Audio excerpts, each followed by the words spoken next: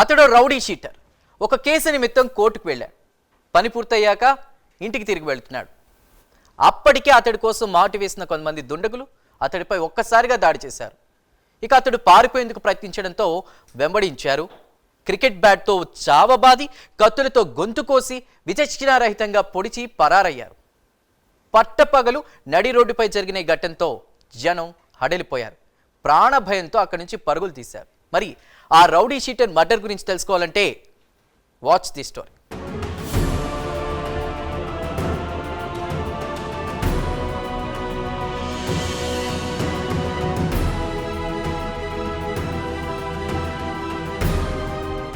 హైదరాబాద్లోని చాంద్రయాన్ గుట్టకు చెందిన rowdy sheeter ion ఓ case నిమిత్తం నాంపల్లి కోర్టుకు వెళ్లాడు. కోర్టులో పని పూర్తయ్యాక తన యాక్టివా వాహనంపై ఇంటికి బయలుదేరాడు. కానీ అప్పటికే ఆయన కోసం 5 వ్యక్తులు కాపు కాస్తూ వేచి చూశారు.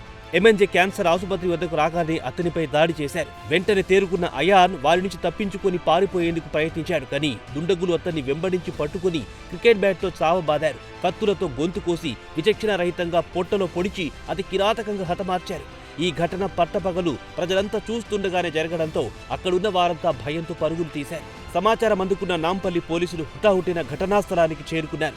నీతులు హత్యకు ఉపయోగించిన బ్యాట్, కత్తులను ఘటనా స్థలంలోనే వదిలేయడంతో పోలీసులు వాటిని స్వాధీనం చేసుకున్నారు. మృతదేహాన్ని పోస్టు మార్టం కోసం ఉస్మానియా ఆసుపత్రికి తరలించిన పోలీసులు కేసు నమోదు చేసుకుని దర్యాప్తు చేస్తున్నారు.